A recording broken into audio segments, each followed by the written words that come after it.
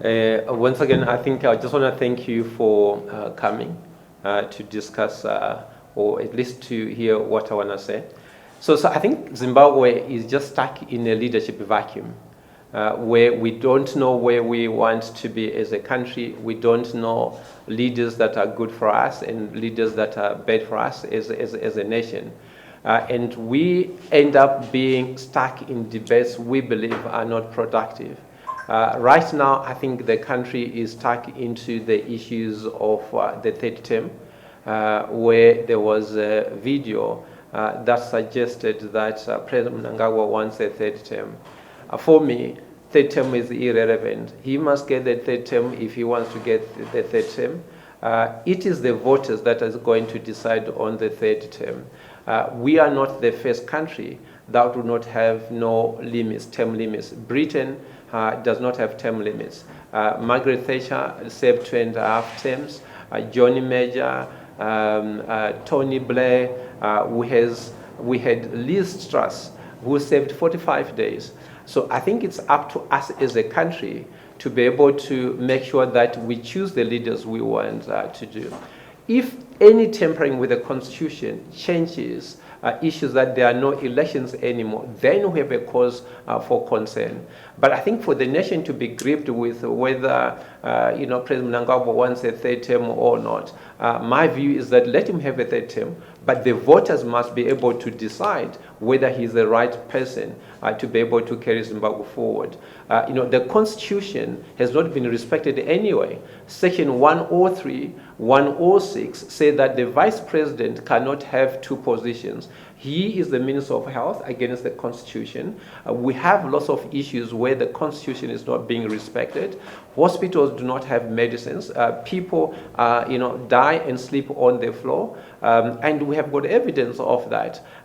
People are being removed from their homes against the Constitution, and we are aware that homes are being destroyed, I think, in certain parts of the country, Masvingo and in other areas, where people are being forcibly removed from their land, either for the Chinese mining and so on. So we as a nation cannot be gripped with change of constitution, in particular, with the third term issues. He must get the third term, and then we meet him in 2028. You are the voters. Zimbabweans are the voters that are going to decide, who should lead them. And for me, that's really immaterial. Then I think the main issue really also I want to touch on, in terms of the leadership vacuum. People have been talking about this. You as the media, you're very critical in terms of educating society, educating the nation, and in particular the voters in terms of their rights and so on. The leadership vacuum that had been created obviously by Advocate Chamisa also running away from Triple C and say, well, so I'm running away totally because of infiltration and so on. That just really shows that, as a nation, we get gripped by issues that are non-developmental, where we have failed to identify or to be able to query proper leaders. Some people want to be famous by going into jail, and they come out, they think they are Mandelas and stuff like that. They start speaking like Mandela. Those are the issues I think the country cannot afford to waste time. We've got more pressing issues that are kind of engulfing the country. Right now, we have issues of the drought. So this farming season is going to be very terrible, and we are aware that right now as a country we've been importing food. We're supposed to be a net exporter of food, but I think we need to be able to say, do we have enough reserves to be able to feed our people? Those are the things I think I would want you as media to be able to engage government, to be able to engage leaders, to say, what is your solution? I know that there's no leader who is able to bring in reins and to say this is what we want. But I think we want that. We want to be able to talk about the creation of jobs. Who is likely, to provide a solution for the perennial problems the country has had. So I think those are the issues really. I thought, as a country, the leadership vacuum has been there, since possibly early 2000s, when President Mugabe was failing to lead the nation to make sure that we remain the breadbasket of Africa, and to make sure that every Zimbabwean have got a right, to a decent home, a right to clean water, access to health, and access to education. So the vacuum has certainly continued, and I think, we need to be able to remove, all the people we believe they're looking for personal gains rather than, to save people. There's no honor in honoring oneself. And the leaders we have today, all they want to do is to be able to honor themselves without taking the ownership, from the masses of Zimbabwe. I want to call upon the government, to make sure that they prioritize the interests of Zimbabweans. The destruction of homes, of people, shows that we've failed to manage the country, we've failed to manage the needs of a growing population. There's also now a move, to populate or to make people move away from their villages where they've got means of production into the so-called growth points. And in all those growth points, there's no infrastructure. People are now selling their land, which means if you sell your land, your rural home, okay, around the peripheral of councils, it means then you have to buy it back in the future, because we're saying, headmen, or wanasabu, they're encouraging people to sell land because they hear that there's a threat that government is going to take their land. Now, if you sell your land, where are your children going to build? It means in the future, you have to go and buy that land. So I want to call upon some of the headmen that are becoming part of the land barons or being sucked in by land barons, that please do not do that, because animals don't have grazing lands, and your families, your children, if they want a home in the future, they will be forced to buy land that they had because some headmen wants $200 being given to them, which will finish in one day, and then they sell the land. Then we have mountains that are being destroyed by mining companies. And one day, what I want to do is arrange transport and be able to take you a tour of Marshes and be able to see for yourself the destruction that is being caused, by mining companies. We want companies that are, coming to engage Zimbabwe for the long term, that want to come and invest in Zimbabwe for the long term. We don't want hot money, those investors who are coming for the short term loot the mineral resources we have and dash out quickly, which is what's happening. So we also want to call upon EMA, the Ministry of responsible for Forestry and Land, to make sure that whenever there is mining, whether it's the artisanal mines, and so on, to be able to restore, whatever they have destroyed.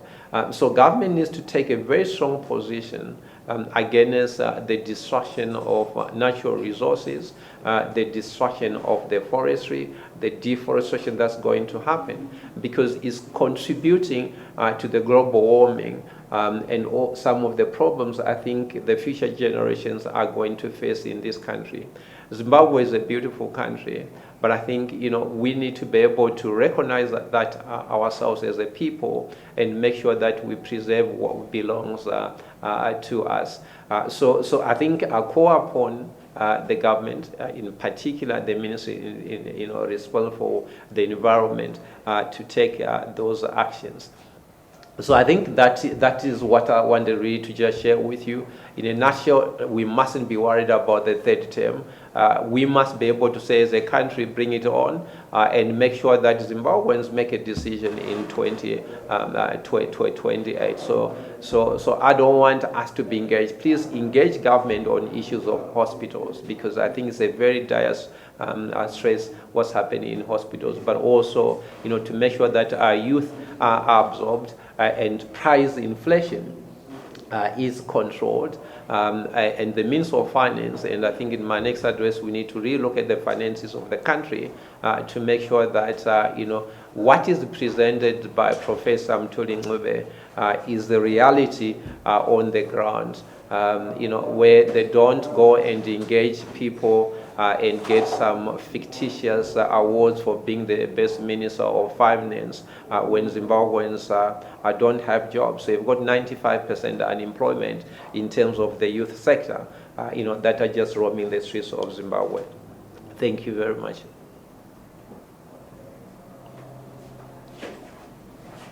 Any questions? Yes, sir. You said the government should work against the Are you arguing that they should amend the constitution to remove term limits?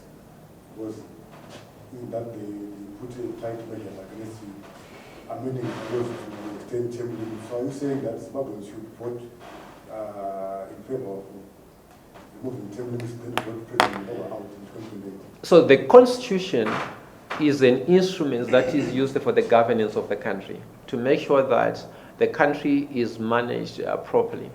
But I think if people who have the responsibility to uphold that constitution disregard the constitution, then it doesn't matter.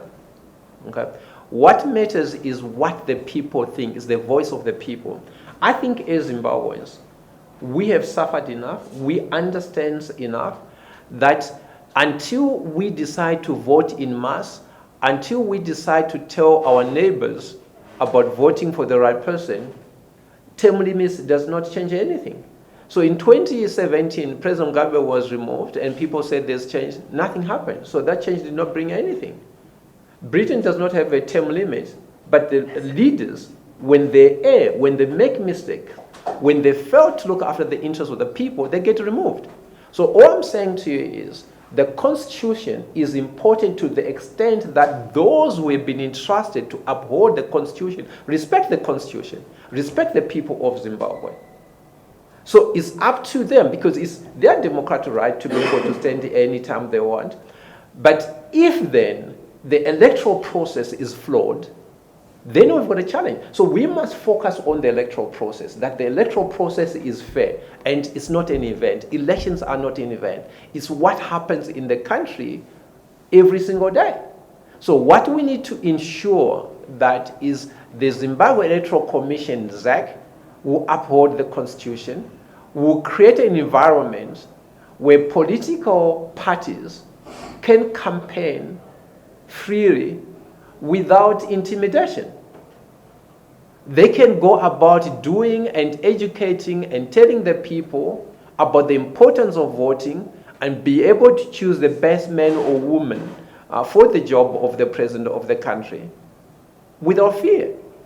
So we can have the Constitution say one term, but as long as the state itself intimidates people, make sure that there's no freedom.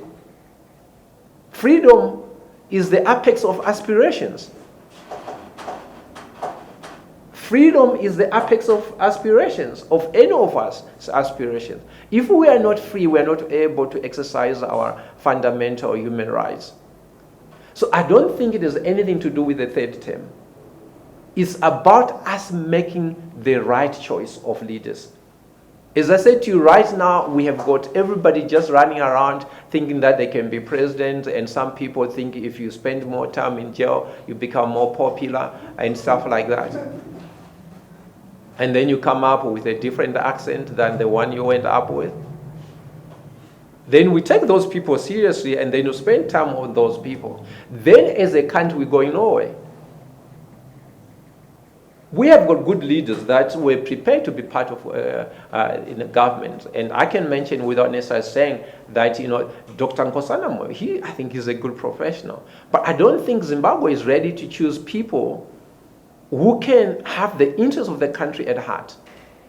Government leaders, public leadership is about public interest. Now, when we have public leaders that don't have public interest at heart, and us as voters, we cry all the time, then what do we do? In the past, some of you might think I was taking a swipe at Advocate Chamisa when I said, well, he's young, he must come to us for guidance and advice in terms of, how to be able to lead and manage people. So leadership is not an event. Leadership requires selfless, persistent, caring, progressive leaders who are knowledgeable. Africa has had about, if you read my book, more than 470 leaders, whether prime minister or president, and most of them have failed to change the state of their countries, other than, say, Seretse Khama. He set up a system in Botswana that made sure that the Botswana people benefited from the mining in terms of the diamonds. From day one, it was 50-50. The current president wants to change to make sure that the Botswana people get 75%. That's progressive. And you could then trace, obviously, what has happened in Botswana over the years, other than now, where there's a friction between, whatever former President Ian Khama is trying to do, go into exile and say my life is under threat. And I'm not saying it's not under threat, but what we need to do is to make sure that whenever there's succession, that succession is smooth. You must look in terms of Africa. How many leaders have been taken out of position? By the time the next leader is inaugurated, the other one is in exile or is in jail. Whereas in other countries, when one leader leaves to the next one, there's a pass of the baton. The previous, the predecessor is there to be able to celebrate and hand over the powers or the levers of power. So in a nutshell, the Constitution is as good as the person entrusted to uphold the Constitution. And I'm thinking about that. There's a referendum. If they proceed to amend the Constitution, there will be a referendum. What will you tell supporters to vote? What in favor of the amendment or the amendment to do what? to extend term limit, to remove term limit? It's irrelevant. Yes, vote for it. But come 2028, vote him out. It's the people's voice that is more important. Yes, sir. Well, Mr. President, just spoke about Nelson Chamisa seeking advice from you. Why do you believe he's the rightful person? No, I'm not saying I'm the rightful person. I think he's also will give me advice. As I said to you, I've always respected him. I've met him before. But you must understand that sometimes experience is better than non-experience. I'm more experienced. I'm more senior. I understand financial issues. Global financial issues. Today's leadership of a country is about managing the economy. It's about financial issues. It's not about ideology, communism, or socialism. And as I said to you, you must understand me. I'm not saying he's a bad person at all. He's young. We need to work together. You can advise me. There's nothing wrong. Nobody knows everything. Nobody owns knowledge. But we all share. You just said the citizens should have voted the government out. Yes. 2028, right? Yet you mentioned about intimidation and fair voting. So what is the way forward? Practical measures. You have said that we vote them out. The way forward right now is to make sure that ZEC, Zimbabwe Electoral Commission, acts according to the Constitution. And to make sure that Zimbabweans are educated about their rights. So any form of intimidation right now must be recorded. Because right now, we act like horses that have got blinkers. And we only move forward until the owner or the rider removes the blinkers that we're able to see. But I think what we need to do as a country, all leaders, other than self-praise singing, is to be able to engage to tell the voters that is in your power. The most important tool you have is the power to choose. So choose the leader that best represents your interests. And it has been clear for the past 43 years that at least 20 years that ZANU-PF does not represent the interests of Zimbabweans. Because if they did, they would not forcibly remove people from their land and bring in other people who are destroying our land and taking our resources out. Doesn't it pain you when you see trucks taking natural resources out? Yet that's what we fought for, to make sure that we're in control of our resources and our people have got jobs and there's sustainable economic development and social development. Yes, sir. There's this guy by the name Yebet Chamuka. He's the opposition leader. Opposition for its People's Unity Party. He has been calling for formation of government of coalition. So, as an opposition leader, do you think it's feasible? Considering the I don't know this guy. What does he do? What does he have? What's his experience? So there are a lot of these people. You know, in South Africa, they've got 360 political parties. Okay? And all of them, they've got nothing to give to the country. So I don't know him. There was one, I once had an interview with ZFM. I don't know. So we have got lots of people who have got ambitions, but we also have lots of people who need health assistance. Health assistance? I'm not saying him. Health in terms of what? Going to hospital. Sorry. All right. Thank you. Let's get serious questions. Yeah. Sorry about that.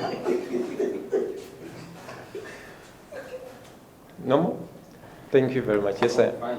Another one. You talking about intimidation, that those cases should be recorded. But if you check if they've been recorded, complaints have been raised by opposition members all over the media, right? Nothing has been done. So you want them to still record those intimidations. And what's the way forward? Keep on recording. Keep on recording. No. So the elephant in the room, right, is in an even, electoral process in an even country. Okay.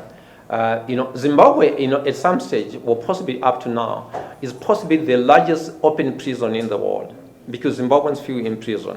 Okay. So I think what I'm saying to you now, it requires the courage of all of us to be able to highlight all these issues. The problem also with the media is that when we talk about reporting, we only want high-profile people. I talked about the young girl who was impregnated at 14 years. There are a lot of things that happen. If you go to the Human Rights, whatever commission of Zimbabwe, if you go and report an incident that just happened in Benga, they won't be interested to take up, especially the lawyers for human rights. They're only interested in high-profile issues. Okay, that's where the problem is. Now, the most important people, as I said to you, is you, the media. You are the educators of all of us, young and old. So play a role, because you are protected by the Constitution, by your profession, by your code of conduct. Go and report fairly. Start going out and see the destruction in Mtoko that is happening in Magaya, in other areas of the so-called mining companies. And then when you do that, you could ask Professor Mtuli to say, is the revenue coming? Did you account for what's happening in here, in his budget, in terms of the revenue?